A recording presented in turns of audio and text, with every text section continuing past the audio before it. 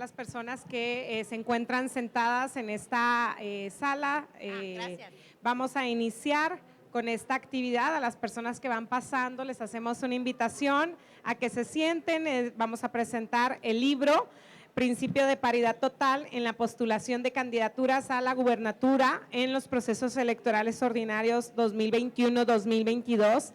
Creo que es un tema de total relevancia, ¿no?, en la vida política de nuestro país y sobre todo pues en el marco del proceso electoral 2023-2024, en el cual se elegirán 8 gubernaturas y una jefatura de gobierno en 9 estados del país: Chiapas, Guanajuato, Jalisco, Morelos, Puebla, Tabasco, Veracruz, Yucatán y Ciudad de México. Por lo que es atinente hacer un balance de lo acontecido en los procesos electorales locales 2020-2021, que tuvieron a su cargo los comicios para la elección de las personas titulares del Poder Ejecutivo en 6 entidades federativas, como lo son Hidalgo, Durango, Tamaulipas, Quintana Roo, Oaxaca y Aguascalientes, para hacer asequible al público interesado un acervo documentado, actualizado y estadístico del principio constitucional de paridad total, su implementación y los efectos en la democracia de nuestro país. Esto nos permitirá conocer los alcances en el desarrollo, reconocimiento, protección y en el devenir de los derechos político-electorales de las mujeres en México. Déjenme contarles la dinámica de esta presentación. Ya les decía yo que este es el tercer evento que tiene la Asociación Mexicana de Consejeras y Exconsejeras Electorales, AC, en el marco de la FIL Guadalajara, y estamos muy contentas de tener este espacio y le agradecemos infinitamente a la asociada, a Brenda Serafín, es asociada de AMCE, pero además es consejera electoral en el Instituto Electoral y de Participación Ciudadana de Jalisco, por el espacio que nos han abierto aquí. Y por favor, Brenda, transmítele nuestro agradecimiento a todo el consejo, en particular a la consejera presidenta Paula Ramírez y a todo el personal de apoyo que hacen posible que esto funcione, ¿no? A las personas de comunicación social, a las personas que están con la urna electrónica, a quienes están entregando algún souvenir, a las personas que se acercan. Entonces, bueno, muchas gracias, Brenda, por todo el trabajo que imprimen y los esfuerzos que comprometen para que podamos estar esta tarde aquí.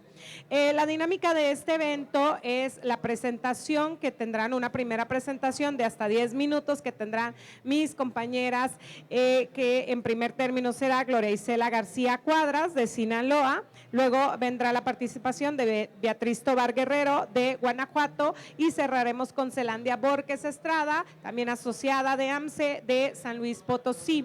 Las 3 tendrán esta primera participación, ya lo decía, de hasta 10 minutos, y luego vendrán, abriremos un segundo espacio para las ponentes de 2 a 5 minutos con conclusiones derivadas de lo que podamos estar escuchando entre nosotras. Es decir, yo espero que esto se convierta más en un diálogo, ¿no?, en donde nuestras inquietudes, expresiones, manifestaciones, pues puedan tener una segunda participación enriquecida.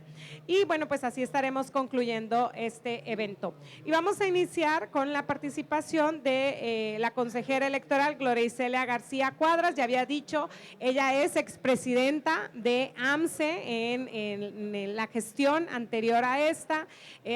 Hizo un extraordinario papel en la asociación, pero también pues es uno de los ejes fundamentales allá en su instituto en Sinaloa. Y bueno, a mí me da mucho gusto cederle el uso de la voz en esta tarde y estar sentada junto a ella, junto a Selen y junto a Betty Tobar, que por cierto, dicho sea de paso, Beatriz Tobar, actualmente secretaria general de la asociación. Pero Gloria Isela, te cedemos el uso de la voz. Adelante, amiga. Muchas gracias. Muchas gracias. Muy buenas tardes. Pues siempre es un gusto acudir a la Feria Internacional del Libro y hoy nos da más todavía porque venimos a presentar una segunda edición de un libro que la Asociación Mexicana de Consejeras Electorales elaboró, coordinó, editó y propone para que quede como documentado todo el devenir de la política de las mujeres o la participación política de las mujeres en la República. La verdad es que yo considero que estos libros van a quedar a la posteridad porque seguramente van a ser consultados en un momento porque bajo mi óptica va a haber un momento en el que no haya necesidad de estar hablando de cuotas de paridad porque vamos a llegar a un plano de igualdad. Eso es lo que yo quisiera pensar que en unos años va a suceder. Y bueno, primero quiero decirles al Instituto Electoral de Jalisco, que como siempre nos abre las puertas de ese stand, muchísimas gracias. Muchísimas gracias a todo el personal y por supuesto a la presidenta y a las y los consejeros de ese órgano electoral. Nos encontramos muy agradecidas de este espacio. Y bueno, la AMCE la verdad es que es tan horizontal para todo lo que hacemos que cuando estuvimos al frente de la asociación no hubiera sido posible sin todas las colaboradoras que ayudaron en ello. Y de aquí hay un reconocimiento muy especial a la consejera Brenda Serafín y a Zelandia Borges, que fueron quienes coordinaron este libro, quienes estuvieron de cerca con las ensayistas, quienes estuvieron viendo incluso con Copuex, que nos auditara la impresión. Es decir, todo esto se hizo gracias al empuje de ellas dos que estaban en la Secretaría de Género de la directiva de la AMCE. Así que muchas gracias a las dos. Nada sería posible sin eso. Y bueno, tan horizontal somos que en esta ocasión estamos 2 norteñas y 2 del centro del país aquí, así que más paridad en esto no podíamos traerla en el chip. San Luis Potosí y Guanajuato del centro y Chihuahua y Sinaloa del norte, entonces pues estamos equilibradas. Muy bien, muchas gracias. Miren, el día de hoy quisiera platicarles lo importante y lo interesante que es esta segunda edición del libro de paridad total. ¿Por qué es importante este libro? Porque da cuenta y queda documentado en un primer momento la historia de cómo las mujeres fueron posicionándose en la política. Ese 1953 que marcó un parteaguas porque fue en aquel reconocimiento de derechos de las mujeres para ser candidatas y para votar también. Sin duda en México trazó otra línea, que de ahí en unos años siguientes esto fue caminando de una manera muy lenta, pues eso fue otra historia y es parte de la idiosincrasia que tenemos en el propio México lindo y querido. Pero he de decir, y no es consuelo, que en todos los países de Latinoamérica se vivió un escenario muy parecido. E incluso ahorita en Iberoamérica, México está posicionado como el país que tiene más avances en paridad política de todos, porque hemos avanzado incorporando la paridad desde el rango constitucional y ahora no solo hemos permeado en las acciones que tienen que ver con que sean mujeres postuladas a los cargos de elección popular, sino que la normativa ya regula que en todos los poderes del Estado, es decir, Poder Judicial, Legislativo, autónomos y todos los órganos sean integrados con paridad. Y creo que esto, sin duda alguna, es un paso que pocos países pueden considerar. Ahora bien, fíjense que este documento, este libro que se pone a consideración de ustedes y que está entregado ahorita con un código QR, el cual lo pueden descargar, pero que también desde la página de la Asociación Mexicana de Consejeras Electorales pueden consultar las publicaciones de las que la asociación ha tenido trabajo. Primero da un paso histórico acerca de cómo empezamos en ese remoto 1953 y avanzamos poquito a poquito con lo que primero se llamó cuotas en materia electoral, que no era otra cosa más de poner un porcentaje mínimo para que mujeres se fueran postulando. Y todo esto, pues primero como una especie de recomendación, después caminó en 2014 como una obligación de los partidos políticos y como a toda obligación a veces hay un cerco viejo y hay un hoyito por ahí por donde sacar otra idea, pues entonces se fueron imponiendo más y más reglas. ¿A qué me refiero? Que hoy en los consejos electorales hablamos de paridad horizontal, de paridad vertical, de alternancia de género, que no es otra cosa más de tapar estos hoyitos de los cercos que fueron quedando con la norma. Me explico. Cuando hablamos de paridad horizontal nos referimos a que si en un estado hay 10 municipios, pues entonces 5 tendrán que ser encabezados por mujeres y 5 por hombres. Alternancia de género, como son listas que van de mayor a menor, entonces no hay que dejar a las mujeres al final porque luego ya no hay lugares para asignarles, a eso le llamamos la paridad vertical. Y bien, el tema de que la fórmula se integre por personas del mismo género, que no haya una suplencia de hombre a una postulación de mujer y entonces cuando lleguen a asumir el cargo, protestan el cargo, al día siguiente renuncian y asume el cargo un hombre y lo ejerce un hombre. Todas estas medidas fueron avalando los pasos para que 2014 y 2019 se configurara esta norma. Este libro, que como dije hace un rato, lo que pretende es dejar documentado y visibilizar ese tránsito de las mujeres en la política, es muy palpable en cada apartado que ustedes van a leer, porque en cada estado que nos regaló su ensayo viene un análisis del contexto histórico del propio estado. Y van desde estados en los que se autodescriben como contemporáneos, como todavía con ciertas creencias religiosas y con ciertos tabúes sobre cuál es la participación de la mujer, cómo debe de participar la mujer, pues hasta allí hubo una situación inédita en la que hubo puras mujeres candidatas a la gubernatura. Me refiero a Aguascalientes, en el que sí o sí era mujer la gobernadora porque eran puras mujeres las que fueron postuladas. Pero nos vamos a otro extremo, donde Tamaulipas no tuvo candidatas mujeres, donde todos los candidatos a la gubernatura fueron hombres. Aún así, pues todavía vamos avanzando. Este segundo libro retoma los casos precisamente de Aguascalientes, Durango, Hidalgo, Oaxaca, Quintana Roo y Tamaulipas, donde de ellos solo 3 gubernaturas fueron alcanzadas por mujeres. Y data, digamos que este segundo libro, como hemos referido, viene en continuación de un primero que hablaba de 15 gubernaturas o del proceso 2021, en el cual hubo 15 gubernaturas y en ellas había un sinnúmero de postulaciones de mujeres, pero que de 15 solo 5, si mal no saco cuentas, accesaron al cargo. Yo me voy a guardar una conclusión al final, pero seguramente si estamos sacando cuentas de estados donde no se postularon mujeres o de que de 15 gubernaturas solo 5 mujeres fueron electas, nos da para seguir accionando a través de cualquier medida que permita que las mujeres accesen a los cargos de manera real. Y aquí pues ojalá que los congresos de los estados retomen alguna función, como el hecho de que en los cargos unipersonales, me refiero a la gubernatura y a las presidencias municipales, las ausencias se cubra con personas del mismo género.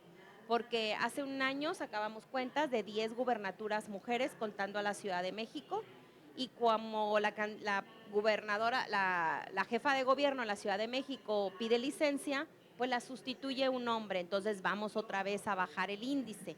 Y esto no está regulado pues en ninguna norma y son de estos cerquitos que les llamo, estos hoyitos en el cerco que se van yendo la numeración.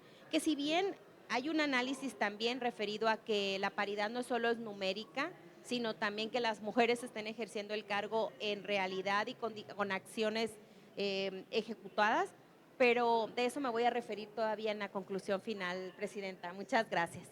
Muchas gracias, querida Isela, por tu participación. Has hecho una relatoría muy precisa de lo que ha experimentado, lo que han experimentado las mujeres que se adentran en política para llegar a los cargos de elección popular, particularmente este momento donde se busca la paridad en las gubernaturas. Y bueno, pues cierras con un tema muy importante, ¿no? Cómo pasar también de los números, que todavía no podemos cerrar el capítulo de los números y de las cifras y de las estadísticas, pero ya tenemos que estar pensando en el siguiente capítulo. Y tenemos que estar trabajando en consecuencia para construir una paridad sustantiva, una igualdad sustantiva, ¿no? Reducir las brechas que aún existen en muchos sentidos para las mujeres y cómo garantizar espacios libres de violencia, espacios óptimos para el ejercicio del cargo que tienen las mujeres. Y bueno, ahora será el uso, le daremos uso de la voz a nuestra segunda panelista. Ella es Beatriz Tobar Guerrero, ella es consejera electoral allá en el Instituto Electoral de Guanajuato y también secretaria general de esta asociación. Adelante, querida Betty.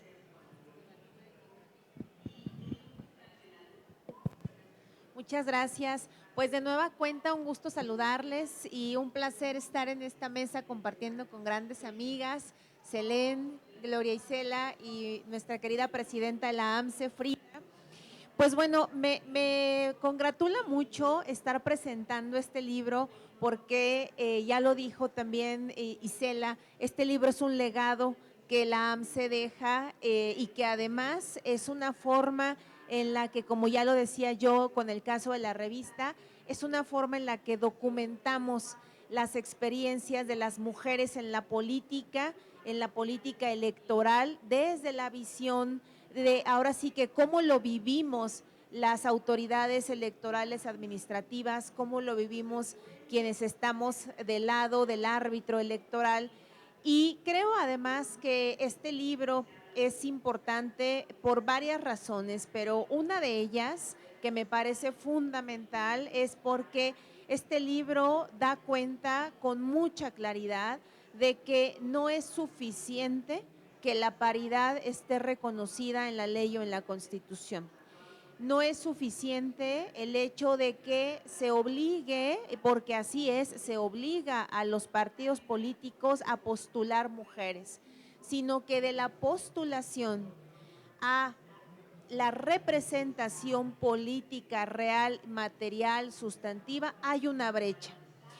Ya el INE en este tema ha avanzado mucho en imponer en medidas afirmativas la obligación a partidos políticos para que postulen mujeres a las candidaturas a la gubernatura. Y este es un reto porque se trata de cargos unipersonales. Entonces ya ha establecido estas reglas, ya también de alguna manera ha pues incorporado la necesidad de la alternancia de género, pero también vemos que hay una brecha importante de la postulación a propiamente el triunfo en las urnas. Y creo que ese es un buen tema para analizar. ¿Qué está pasando? Que las mujeres, a pesar de ser postuladas, no están llegando, salvo casos en donde solo hay postulaciones de mujeres, que fue el caso de Aguascalientes, por ejemplo, y que generó como producto, digamos, como resultado que tenga Aguascalientes la primera mujer gobernadora.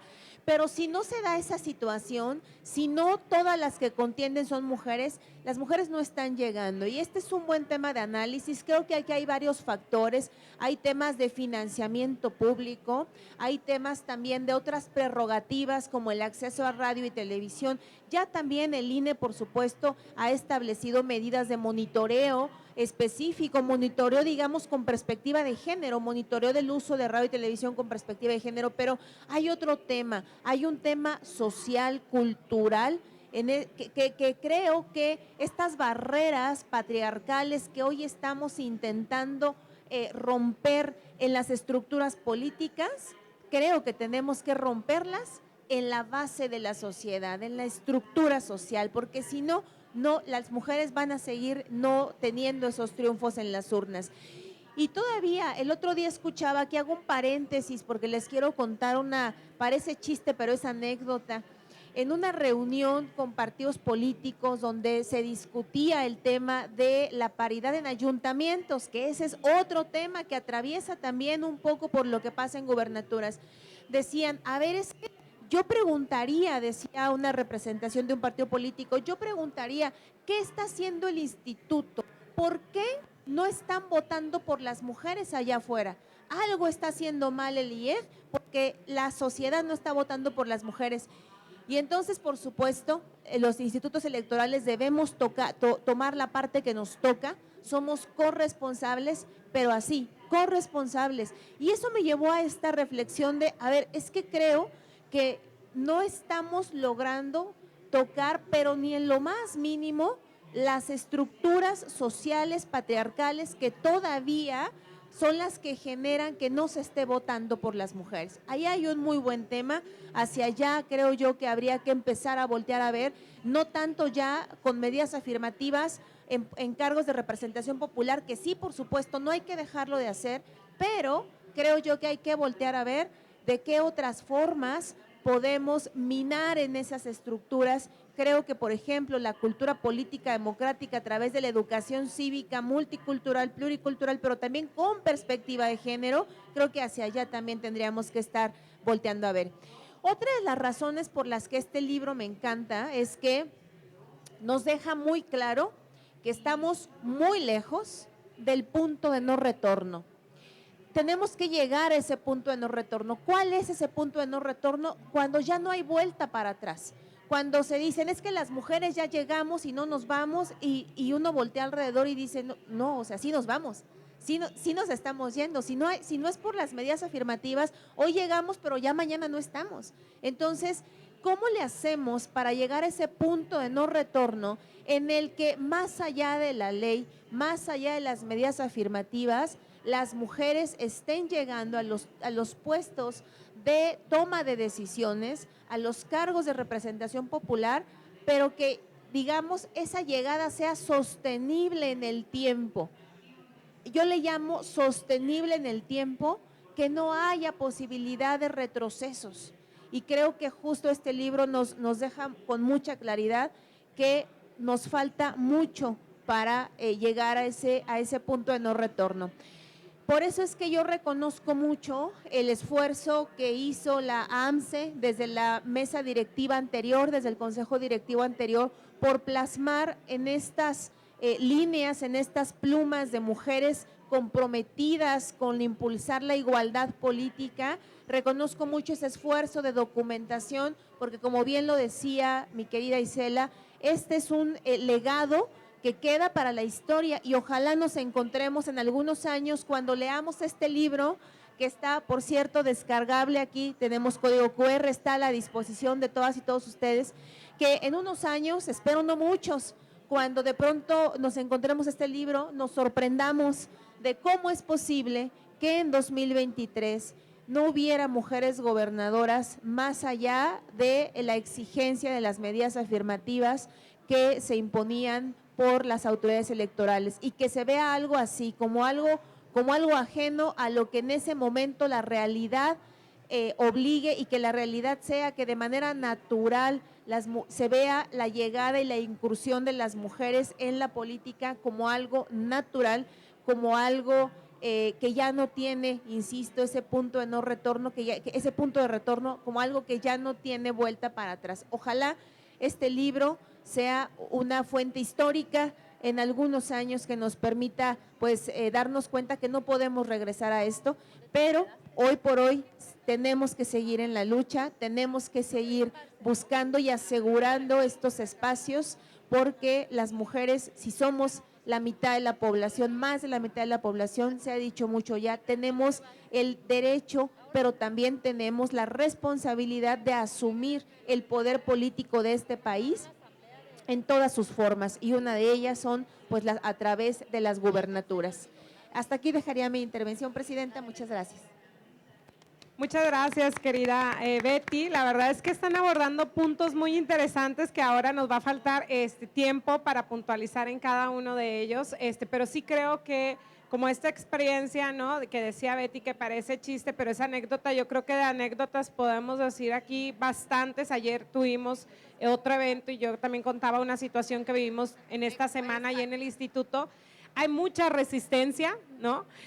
Pudiéramos pensar que en el tema de mujeres ya está más avanzado, sí, en la norma, ¿no? Pero las resistencias siguen. ¿Por qué? Porque efectivamente, como lo viene señalando tanto Isela como Betty, pues existe unas estructuras patriarcales, ¿no? Existe nuestro sistema político mexicano está diseñado bajo estructuras discriminantes, discriminatorias para las mujeres, y bueno, pues en ese escenario nos toca ahora ejercer política. Y bueno, pues ¿cómo avanzar? ¿Cómo seguir avanzando en esto? Y como dicen ellas, ya no hay vuelta atrás. Ya no podemos retroceder, aunque haya amenazas de retrocesos, es importante también decirlo, pero ¿qué tenemos que hacer para seguir avanzando? Para ahora sí garantizar una igualdad sustantiva, que creo que hacia allá pues serán nuestros máximos esfuerzos en los próximos años. Adelante, Selena, ahora será el uso de la voz para Zelandia Borges Estrada, y ella es consejera electoral en San Luis Potosí. Y Selena, pues será un gusto para nosotras escucharte. Muchas gracias, buenas tardes a todas, a todos. En primer lugar, quiero decirles que estoy muy contenta de compartir esta mesa con mis compañeras, amigas, a las que admiro, quiero mucho, respeto, y también, bueno, agradezco la invitación de mi compañera Brenda, que en conjunto llevamos a cabo las conclusiones de este trabajo que se presenta el día de hoy, gracias a la presidenta de la AMCE y gracias a quienes nos acompañan aquí.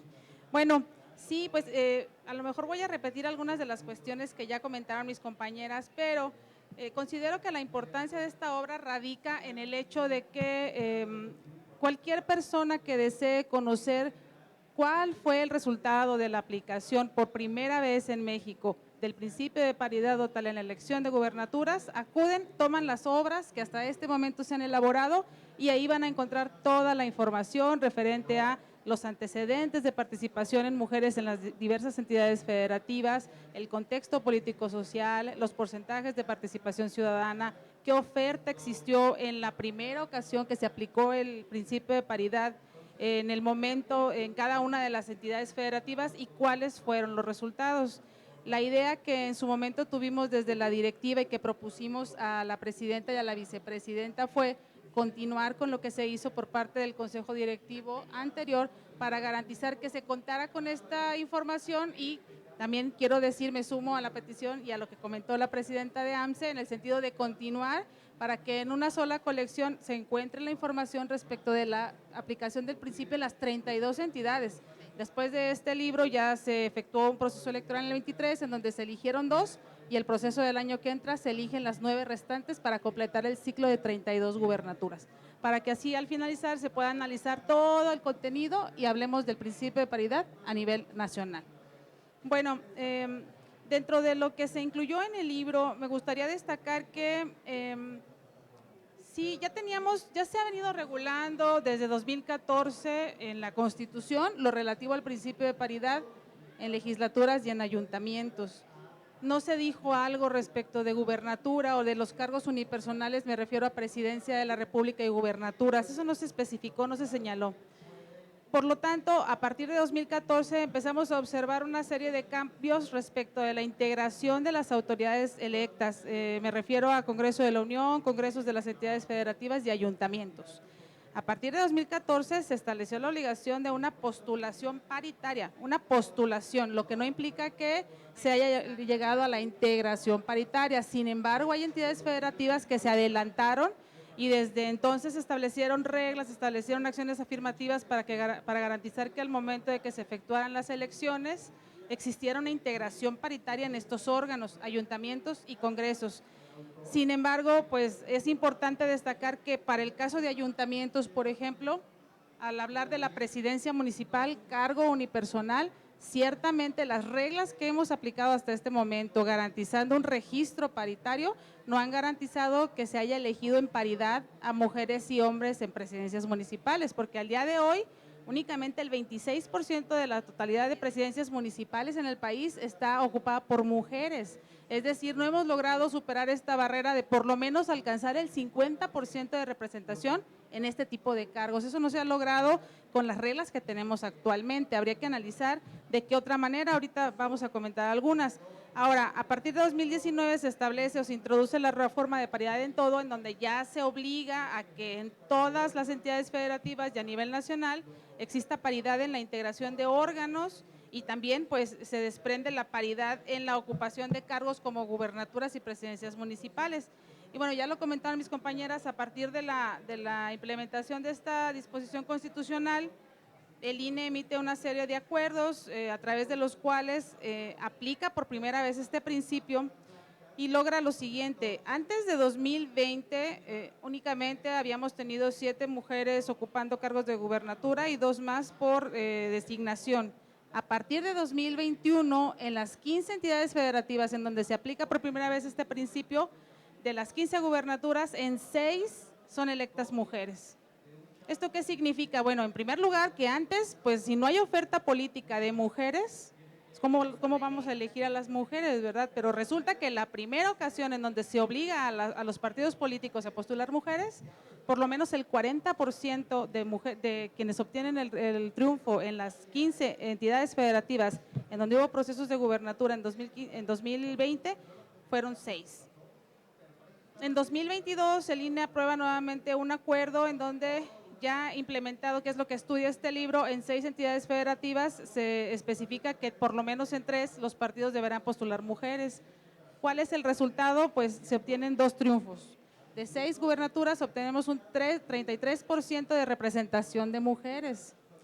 Aquí también es importante manifestar lo que señalaba Gloria y Betty, en el sentido, también la presidenta, en el sentido de que se presentó una situación de que en Aguascalientes, que es el estado que participó en esas elecciones con el porcentaje más pequeño del listado nominal, es en donde postularon únicamente mujeres.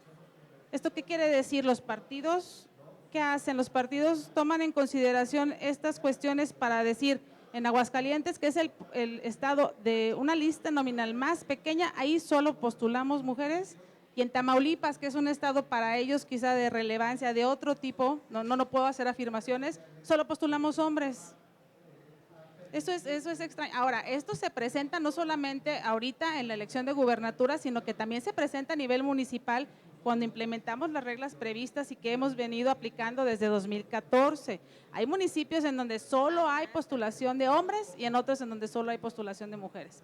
En la gran mayoría, pues hay postulación de hombres y mujeres. Ahora bien, quizá deberíamos pensar de qué manera, si esto fuera relevante, porque tendría que analizarse, se tendría que garantizar en su caso que en la totalidad de municipios y en la totalidad de procesos de gubernatura existieran opciones políticas de hombres y mujeres en cada entidad y en cada ayuntamiento.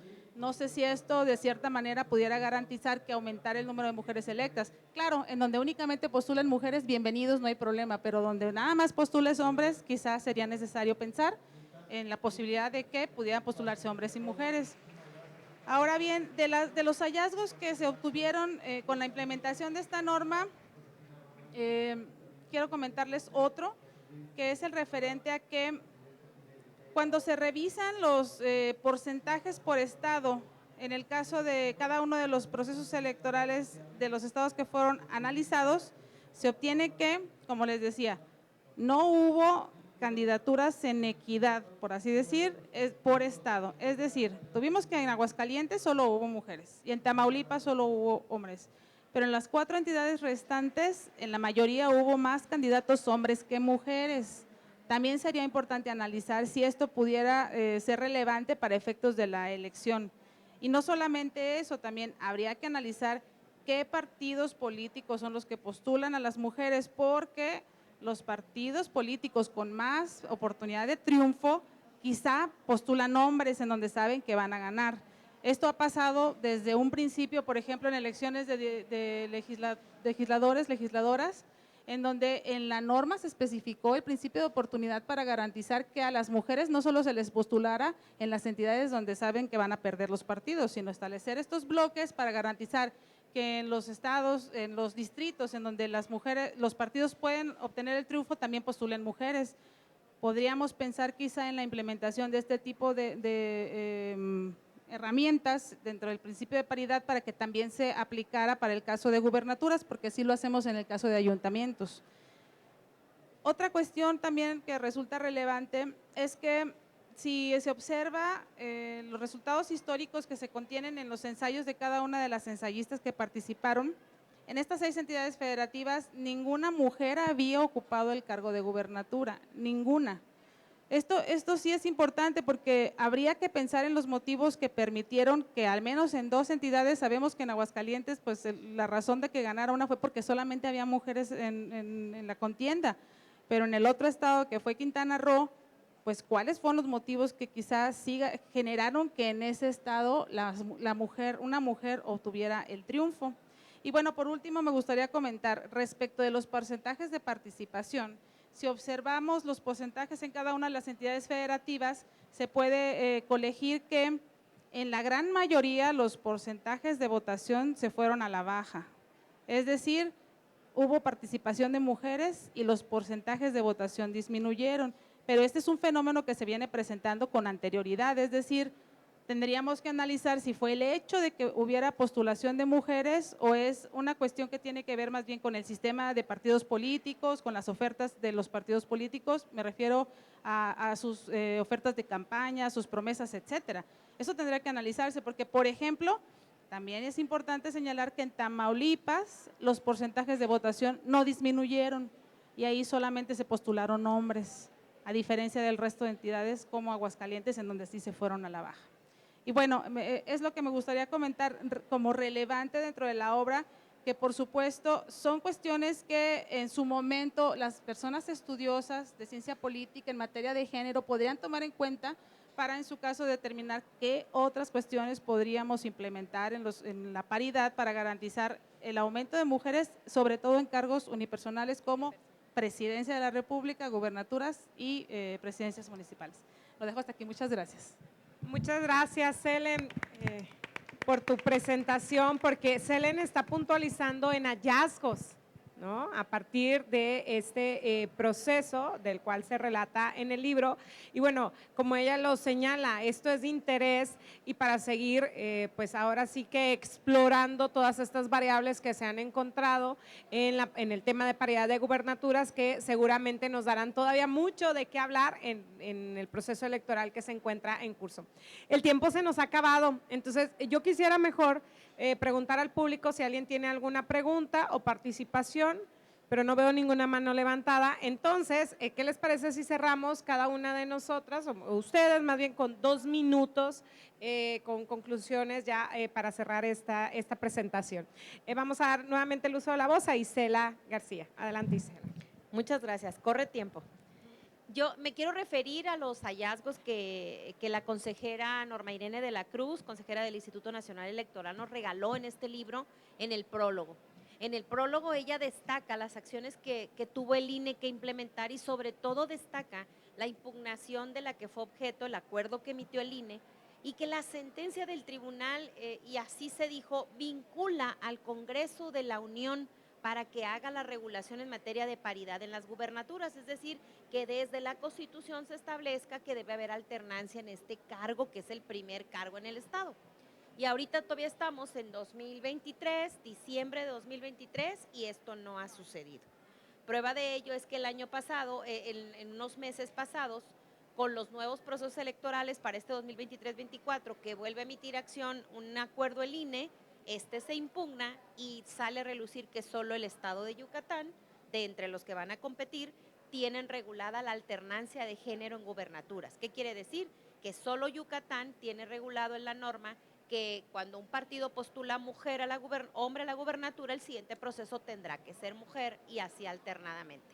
Esto no es más que un simple dato que nos da muestra de la resistencia que hay todavía para el trato igualitario a mujeres en los cargos de elección popular y sobre todo en el primer cargo que, repito, pues es el más visible en un estado, en la gubernatura. Y estos datos pues son totalmente verificados y verificables, además de este libro, pues en los propios acuerdos del Instituto Nacional Electoral. No quiero dejar pasar otro tema que hace un momento les quería comentar, pero que ahorita con este minutito pretendo hacerlo, y es la óptica que tiene el estado de Oaxaca. Porque en una circunstancia es buscar la paridad en las gubernaturas, en los procesos electorales por sistema de partidos, pero Oaxaca tiene un sistema muy particular en el cual la mayoría de sus municipios se rige por usos de sistemas normativos de sus propios pueblos y comunidades indígenas.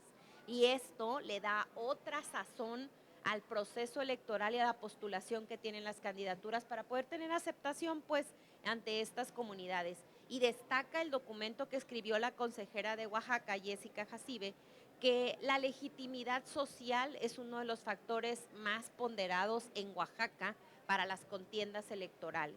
Esto puede estar fuera del código, puede estar muy fuera de nuestras leyes, pero es un elemento tangible y palpable en cada estado y en Oaxaca se da de una manera muy, muy particular. Todo y esto lo van a encontrar en este documento, en este libro, Principio de Paridad Total, que tiene a bien emitir la Asociación Mexicana de Consejeras Electorales con el apoyo de COPUEX. Así es que les invito a que lo consulten, lo descarguen, analícenlo, critíquenlo, obsérvenlo, coméntenlo y difúndanlo. La verdad es que creo que incluso para mesas de debate virtuales nos ponemos a platicar de él. Muchas, muchas gracias. Gracias, querida Isela. Y bueno, ahora es el turno de Beatriz Tovar. Adelante, Betty. Muchas gracias, querida Frida. Pues bueno, yo quiero cerrar dejando el reto que viene, ¿no? Proceso electoral 2023-2024, 9 gubernaturas se van a renovar. Estamos hablando de Chiapas, Ciudad de México, Tabasco, Guanajuato, Morelos, Veracruz, Yucatán, Puebla y Jalisco. Ya sabemos, gracias a la acción decidida del INE y de la autoridad jurisdiccional, que hay un criterio para que al menos en 5 estados postulen mujeres. Creo que este es un gran reto, querida Frida, querida Isela, Selén, que habrá que estar muy pendientes de cómo se dan las campañas, de cómo se dan las postulaciones, ya ahorita desde las precampañas, y habrá también que documentarlo. Particularmente en el caso de Guanajuato, hace rato en la presentación de la revista, nuestra querida Cata Espino decía, Guanajuato es un estado complicado, al que le ha costado avanzar en el tema de acciones afirmativas, y así ha sido. Es un estado por naturaleza con una historia muy conservadora. Bueno, pues yo les quiero dar una noticia que a mí me tiene muy contenta y cada que puedo lo digo.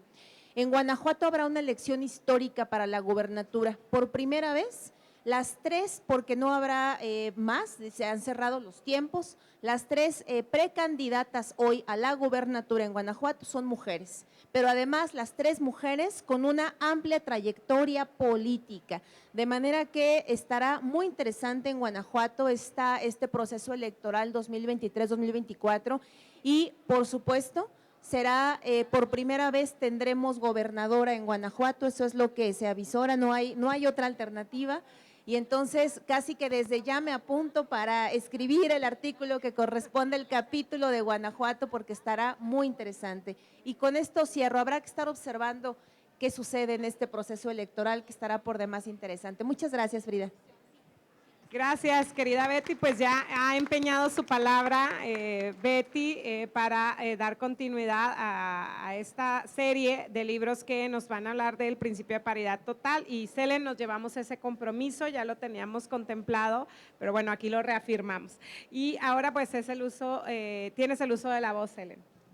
Gracias, presidenta. Bueno, yo nada más comentaría que las reglas importan, como dice la doctora Flavia Freidenberg, las reglas importan. A partir de la regulación, del establecimiento de obligaciones a cargo de los partidos, esto ha dado un giro importante.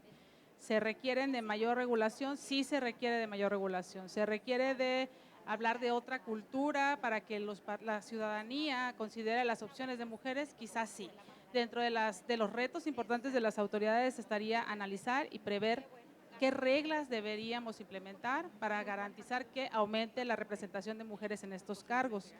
Y por otro lado, bueno, únicamente me gustaría decir que es importante para todas nosotras el que continuemos con estos trabajos, como ya lo dijo la presidenta, que se continúe con la elaboración de la obra. Y pues de mi parte sería todo. Muchas gracias. Muchas gracias, querida Selén. Pues no me resta más que agradecer la presencia del querido público. Hace un momento ya no la veo, pero estaba aquí la licenciada Flor Desiree León. Ella es la directora precisamente de la Unidad Técnica de Igualdad de Género y No Discriminación allá en el INE. Y pues compañeras asociadas, veo a Claudia, veo a Susi, pues obviamente a Brenda, quien nos ha recibido de manera magnífica. Brenda, gracias, pero también a compañeros como Juan Carlos, como Arturo, que están aquí, que pertenecen a institutos electorales en los estados. Entonces, muchas gracias, colegas, y muchas gracias a todo el público amable que nos ha escuchado en este tercer evento de la Asociación Mexicana de Consejeras y Exconsejeras Electorales en el marco de la FIL Guadalajara. Que tengan muy buena tarde y muy buen sábado.